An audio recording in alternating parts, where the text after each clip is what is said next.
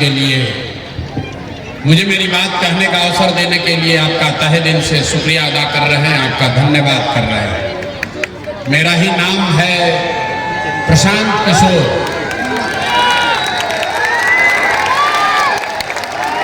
मेरा ही नाम है प्रशांत किशोर। हम नेता नहीं हैं, आपके पीछे भी कैमरा है बॉस। नेता नहीं है, सॉरी बॉस। बिहार के एक साधारण परिवार के लड़के हैं। नीचे कर लो, नीचे थोड़ा सा और। हमारे बाबा इसी बिहार में बैलगाड़ी चलाते थे, मजदूर थे। बाबूजी हमारे सरकारी डॉक्टर थे। यही गांव के सरकारी विद्यालय से पढ़कर हमने अपना जीवन शुरू किया है। माता पिता का आशीर्वाद है, ऊपर वाले की कृपा है, जीवन में कुछ हासिल कर लिए। लोग बताते हैं कि पिछले 10-12 साल में हमने जिसको भी सलाह दिया, जिसको मशवरा दिया, जिसका हाथ पकड़ लिया, वही आदमी जीत के राजा हो गया। एक पिछले 10 वर्ष में 1-2 नहीं, 10 से ज्यादा राज्यों में मुख्यमंत्रियों को बनाने में, सरकारों को बनाने में हमने कंधा लगाया है। लेकिन 3 वर्ष पहले हमने उस काम को छोड़ दिया। आप पूछिएगा कि जिस काम को करके इतना नाम, पैसा, शोहरत कमाए हैं, वो काम छोड़कर बिहार में गली गली क्यों पैदल घूम रहे हैं? काम को इसलिए छोड़ा कि 10 वर्ष बड़े बड़े दल और नेताओं को जिताकर देखा। नेता और दल के जीतने से जनता का जीवन नहीं बदलता।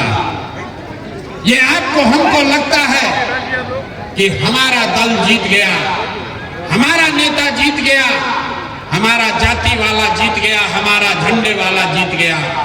मेरे भाई जो जीत गया वो जीत के हेलीकॉप्टर पर गया, और आप और आपके बच्चे जहां थे वहीं रह गए। मुझे ये अनुभव हुआ कि अगर ऊपर वाले ने मुझे ये बुद्धि, शक्ति, सलाहियत दी है, जिसको सलाह देते हैं उस आदमी का जीवन बन जाता है, तो ये तय किया कि दल और नेता को तो बहुत सलाह दे दिए, एक बार चल के बिहार की जनता को सलाह देते हैं ताकि आपका जीवन भी बदले और आपके बच्चों का भी जीवन सुधरे। इसलिए इस अभियान को शुरू किया। ये वोट मांगने की सभा नहीं है, हम वोट नहीं मांगते हैं। पिछला 3 बरस से 5000 गांव में पैदल गए हैं, आज तक किसी गांव में वोट नहीं मांगा। वोट क्यों नहीं मांगते हैं? अरे भाई, वोट मांगने वाला तो हर दिन, हर साल आपके यहाँ कोई ना कोई आता ही है। जो आता है यही कहता है हमको वोट दे दीजिए, हम आएंगे, आपका जीवन सुधर जाएगा, सब काम हो जाएगा। यही सुन सुन के आप जीवन भर से वोट दिए जा रहे हैं। पहले 40-50 बरस तक हमने, आपने कांग्रेस को वोट दिया, फिर 15 बरस गरीब के बेटा लालू जी को हम लोग राजा बनाए। अभी 20 बरस से नीतीश बाबू कुर्सी पर बैठे हैं। लोगों ने दिल्ली में मोदी जी को भी बैठा कर देख लिया। बिहार में आपका और आपके बच्चों का जीवन नहीं सुधरा। तब आए हैं कोई प्रशांत किशोर, आप हमारी बात सुनिएगा, हम पर भरोसा करके हमको वोट दीजिएगा। तो इसका क्या गारंटी है कि जीतने के बाद हम आपके साथ धोखा नहीं करेंगे? अरे भाई, वोट से पहले तो सब आदमी अच्छे बतियाता है, वोट लेने के बाद आपका गला काटता है। इसीलिए हम आपसे वोट नहीं मांगेंगे। लेकिन अगले 15 मिनट में एक रास्ता बताएंगे, गरीबी से निकलने का रास्ता। आप उसको सुन लीजिए, पसंद पड़े तो सीख लीजिए। अगर आपने वो रास्ता सीख लिया तो उसके बाद जिसको मन है उसको वोट दीजिए, वोट जिसको मन है उसको दीजिए। लेकिन जो अभी रास्ता बताएंगे वैसे दीजिएगा, तो और कुछ हो या न हो, बिहार में आपके बच्चों के लिए बढ़िया पढ़ाई और रोजगार निश्चित तौर पर हो जाएगा। और अगर न हो तो मुखिया का नहीं, विधायक का नहीं, सांसद का नहीं, अपना बेटा, अपना भाई प्रशांत किशोर का गला पकड़ लीजिएगा। अब अगले 15-20 मिनट तक आपको आपस में बात नहीं करना है। आपसे कुल जमा 2 सवाल पूछेंगे, उसका आपको जवाब देना है।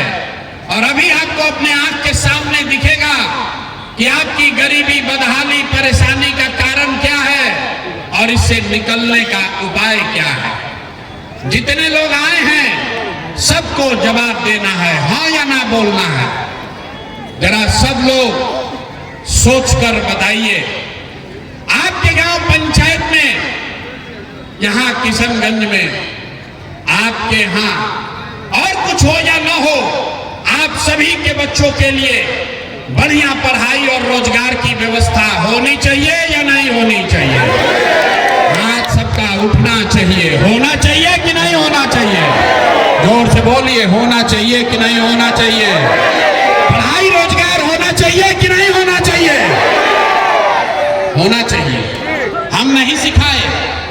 देखिए यहाँ आए जितने लोग हैं, तो कोई नेता बने, कोई विधायक बने, लालू बने, नीतीश बने, मोदी बने, अगर आपके बच्चे के लिए बढ़िया पढ़ाई रोजगार हो जाए तो आपका जीवन सुधर जाएगा। ये बात आपको पहले से पता है। अब आप देखिए, आपकी दुर्दशा का कारण अभी दिखाएंगे। सब लोग जरा अपने अपने बच्चों का चेहरा याद कर लीजिए। सब आदमी अपने अपने जरा बच्चों का चेहरा याद कर लीजिए और अपने बच्चों के नाम पर ईमानदारी से बताइए, आप में से किसने जीवन में एक बार भी अपने बच्चों के पढ़ाई रोजगार के लिए वोट दिया है? देखिए यहाँ की जनता का हालत देखिए। चुप, कितना जोर से बोले हैं, ए भैया पढ़ाई और रोजगार होना चाहिए। अरे भाई, आप लालू नीतीश को गाली दे रहे हैं, नेता अफसर को दोषी बता रहे हैं। आपने तो अपने बच्चों के पढ़ाई रोजगार के लिए वोटे नहीं दिया। अब कोई खड़ा होकर कहेगा कि ए भैया हम लोग से तो कोई पढ़ाई रोजगार के लिए वोट मांगने आया ही नहीं। और इसका क्या गारंटी है कि अगर पढ़ाई रोजगार के लिए वोट देंगे तो हमारे बच्चों को पढ़ाई रोजगार मिलेगा? वोट हम लोग किसको दें? लालू को दे कि नीतीश को, मोदी को दे कि जनसुराज को? हम आपको बता रहे हैं, जिसको मन है उसको वोट दीजिए। अभी 2 मिनट में जादू दिखेगा कि आपके बच्चों को पढ़ाई रोजगार कैसे मिलेगा। पूरे बिहार में आप जरा, अब हम गिनवा, आपको दूसरे सवाल का जवाब देना है, उसके बाद आपको जादू दिखेगा।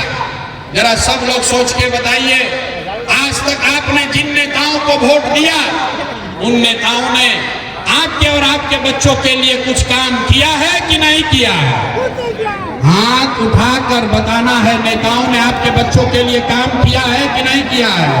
हाथ उठाकर बताइए, तबे आगे बढ़ेगा बात। अरे किया है कि नहीं किया है? हाथ उठाइए और बोलिए, किया है कि नहीं किया है? नहीं किया है? नहीं किया है ना? पलटिएगा मत, वीडियो में रिकॉर्ड हो गया। यहाँ लोग आए हैं, कह रहे हैं कि जिन नेताओं को हम लोगों ने वोट दिया, किसी ने हम लोग के बच्चों के लिए काम नहीं किया। तो हम अब गिनवाना शुरू करते हैं। सही बोले तो जोर से हाँ बोलिएगा, गलत बोले तो ना बोलिएगा। बात खत्म होगा, दिखेगा कि पढ़ाई रोजगार कैसे मिलेगा। पूरे बिहार में, किशनगंज में यहाँ आए हुए बहुत सारे लोगों ने 5 किलो अनाज के लालच में इसीलिए मोदी जी को, भाजपा को वोट दिया है। तो यही हाल तो बिहार में चाहे जितना चोरी भ्रष्टाचार है, 1 किलो चोरी करके यहाँ के गरीब को 4 किलो अनाज मिल रहा है कि नहीं मिल रहा है? वोट दिया। हिंदू मुसलमान बन के भाजपाइयों ने कहा चुनाव से पहले सारा हिंदू एक हो जाइए, मुसलमान को सबक सिखाना है, मुसलमान नहीं जीतना चाहिए। हम लोग को अयोध्या में राम जी का मंदिर बनाना है। तो जितने यहाँ लोग आए हैं, जितने हिंदू आए हैं, आपके गांव में नाली गली नहीं बना, स्कूल अस्पताल नहीं हुआ, फैक्ट्री नहीं लगी, लेकिन आपके वोट से अयोध्या में राम जी का मंदिर बना है कि नहीं बना है? बना, एकदम बना है। आपने, हमने, कई लोगों ने वोट दिया जाति के नाम पर, अपने जात के नेता को। बिहार में आदमी कहता है जिए चाहे मर जाए, अपना जात जात वाले को ही वोट देंगे। तो बिहार में आपके जात के नेता ने आपके बच्चों के पढ़ाई रोजगार का बात किया या नहीं किया, लेकिन जाति का बात और जाति का गिनती जनगणना पूरा बिहार में कराया है कि नहीं कराया है? अरे जाति का जनगणना हुआ है कि नहीं हुआ है? तो बताते कहे नहीं, सो क्यों रहे हैं? जाति का जनगणना बिहार में हुआ है कि नहीं हुआ है? आपने हमने कई लोगों ने वोट दिया नीतीश कुमार को। लोगों ने कहा हम लोग को बिजली पानी सड़क चाहिए। लालू जी के राज में बिजली पानी सड़क नहीं था, तो नीतीश के राज में इसी बदहाल बिहार में बिजली का बिल 2000 आए चाहे 6000, घरे घरे बिजली आया है कि नहीं आया है? अरे बोलो भाई, बिजली आया है कि नहीं आया है? आपने हमने वोट दिया मोदी का भाषण सुन के कि मोदी जी ने गुजरात में बड़ा विकास किया है। तो भैया मोदी गुजरात में तो विकास कर रहे हैं, पूरा देश का पैसा ले जाकर गुजरात के गांव-गांव में फैक्ट्री लगा रहे हैं और पूरे बिहार से, किशनगंज अररिया से आपके हमारे बच्चे गुजरात में जाकर नौकरी मजदूरी कर रहे हैं कि नहीं कर रहे हैं? अरे भाई, तो कौना बात पर वोट दिए हो जो नहीं मिला? आपने अपने बच्चों के नाम पर कहा कि भाई हम लोगों ने अपने बच्चों के पढ़ाई रोजगार के लिए जीवन में वोट नहीं दिया। यही बताने आए हैं, बोइएगा बबूल तो आम कहां से खाइएगा? वोट दोगे 5 किलो अनाज के लिए तो रोजगार कहां से आएगा? वोट दोगे हिंदू मुसलमान के लिए, मंदिर मस्जिद के लिए, तो आपके यहाँ फैक्ट्री स्कूल कहां से लगेगा? वोट दीजिएगा जाति के नाम पर तो आपके बच्चों के लिए पढ़ाई कहां से मिलेगा? आपने मंदिर के लिए वोट दिया, मंदिर बना है। आपने अनाज के लिए वोट दिया, अनाज मिल रहा है। आपने बिजली के लिए वोट दिया, बिजली आई है। आपने गुजरात के विकास के लिए वोट दिया, गुजरात में विकास हुआ है। बिहार में आपने अपने बच्चों के पढ़ाई रोजगार के लिए वोट नहीं दिया, इसीलिए आपके बच्चे अनपढ़ और मजदूर हैं। यही बात बताने के लिए आए। यहाँ पर इतने मुस्लिम भाई आए हैं कि इनको पता नहीं चल रहा है, देश में बड़ी हालत खराब है। लोग मुस्लिम समुदाय के लोग कहते हैं, अरे भाई आगे का रास्ता नहीं सुध रहा, आगे का रास्ता नहीं सुध रहा है, क्या किया जाए? किसको वोट दें? जिसको वोट दिया वही हम लोग को ठग रहा है। हम आपको बता रहे हैं कि आपकी ये दुर्दशा क्यों है, आपकी ये दुर्दशा क्यों है, ये आपको बताने आए हैं। इसलिए नहीं कि लालू जी ने आपको ठगा, इसलिए नहीं कि कांग्रेस ने आपको ठगा। आपकी दुर्दशा इसलिए है, मुसलमानों की दुर्दशा इसलिए है कि आपके दीन में, आपके कौम में सामाजिक राजनीतिक जीवन के नजरिए से जो बातें पैगंबर साहब ने आपको बताई, आपने उसका भी ध्यान नहीं रखा है। जिस कौम के सबसे पवित्र ग्रंथ कुरान का पहला शब्द है इकरा, जिस कौम के सबसे पवित्र ग्रंथ कुरान का पहला शब्द है इकरा, मतलब पढ़ो, वो कौम आज देश की सबसे अनपढ़ कौम है और आपको अपने बच्चों के पढ़ाई की चिंता नहीं। आप कहते हैं कि हम उसको वोट देंगे जो भाजपा को हराएगा। आपको बताया गया, इस्लाम में बताया गया कि हक और बातिल में आपको हक के साथ खड़ा होना है। लेकिन आज जो मुसलमान यहाँ बैठे हैं, आपको हक की चिंता नहीं है, आप तो तादाद के साथ जाना चाहते हैं। तादाद में अगर बातिल भी दिखता है, भाजपा को हराता हुआ दिखता है, तो आप तादाद के साथ जाते हैं। इसीलिए ये दुर्दशा है, इसीलिए ये दुर्दशा है। अरे भाई, हम आपको क्या सिखाएंगे अगर आप पैगंबर साहब की बात नहीं मानते हो, अगर आप इस्लाम में सिखाई हुई रास्ते पर नहीं चलोगे, तो आपका दुर्दशा तो होगा ही होगा। आप कह रहे हैं कि हमारा रहनुमा कौन होगा? पैगंबर साहब ने कहा कि जिस कौम को अपने रहनुमाओं की समझ न हो, उसके ऊपर जालिम हुक्मरानों को मुसल्लत कर दिया जाता है। तो अगर आज का हुक्मरान जालिम है, अगर आज का हुक्मरान जालिम है, तो इसका मतलब है कि कहीं न कहीं आपसे तभी आज ये दुर्दशा हुआ। ये हम नहीं कह रहे, ये बात पैगंबर साहब ने कही है कि जिस कौम को अपने रहनुमाओं की समझ न हो उसके ऊपर जालिम हुक्मरानों को मुसल्लत कर दिया जाता है। और आज अगर आपकी ये दुर्दशा है तो इसलिए है कि आपने हक का साथ छोड़ दिया, आपने तादाद की चिंता की, आपने सही लोगों को रहनुमा नहीं बनाया। यहाँ आते हैं ओवैसी साहब, ओवैसी साहब ने कहा कि मुसलमानों को अपना रहनुमा खड़ा करना चाहिए। हम भी ये कह रहे हैं कि आपका रहनुमा कोई दूसरा नहीं हो सकता है, मुस्लिम कौम से ही कोई रहनुमा खड़ा होना चाहिए। लेकिन ओवैसी साहब और जमसुराज में एक मूलभूत फर्क है। ओवैसी साहब ये कह रहे हैं कि मुसलमानों को एकजुट होना चाहिए और अपना नेता अपना रहनुमा खड़ा करके लड़ाई लड़नी चाहिए। जमसुराज ये कह रहा है कि मुसलमानों को अब एक साथ खड़ा होना चाहिए, अपना रहनुमा चुनना चाहिए। लेकिन ये जो लोकतांत्रिक लड़ाई है वो अकेले नहीं, उन हिंदुओं के साथ लड़ना चाहिए जो विचारधारा के आधार पर आज भाजपा से लड़ने को तैयार है। इसीलिए जमसुराज के झंडे में दो ही चित्र है, एक गांधी और एक बाबा साहब अम्बेडकर। क्योंकि जो गांधी को मानने वाले लोग हैं, जो बाबा साहब अम्बेडकर को मानने वाले लोग हैं, वो भाजपा के साथ कभी भी विचारधारा के आधार पर नहीं जा सकते हैं। तो अगर आप गांधी और अम्बेडकर के मानने वाले लोगों के साथ सामाजिक राजनीतिक गठजोड़ बनाएंगे तब भी आपको सफलता मिल सकती है। सिर्फ अकेला मुसलमान चुनाव नहीं जीत सकते हैं।